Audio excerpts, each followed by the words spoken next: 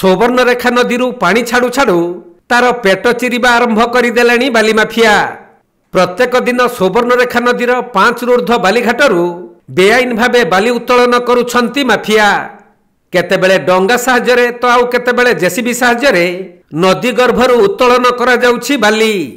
एहाकु नै बारंबार अभियोग हेउथबा बेले आज बालेश्वर जिला जलेश्वर ब्लॉक गोप और पंचुघंटा ठारे माइनिंग विभाग पुलिस सहायता चढ़ाऊ करी बेआईन बाली बुझाई होई चालान हेउथबा 3टी ट्रैक्टर को जबत करा जाइछि।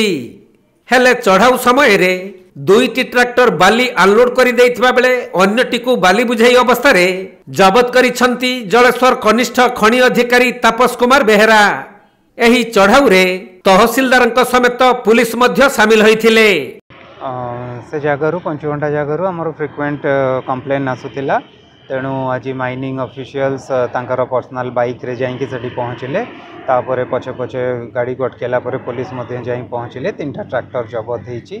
3टा ट्रैक्टर रु 2टी ट्रैक्टर ऑन द स्पॉट बाली अनलोड करदेले। मात्र गोटे को बाली सहित जबत कराई। 3टा जाक को डंप यार्ड रे रखाला।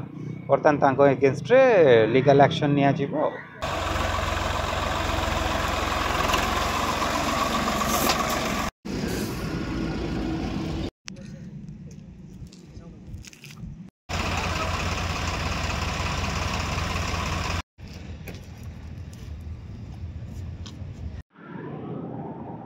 बालेश्वर जिला जलेश्वर भोलानाथ सिंह रिपोर्ट कोणार्क लाइव।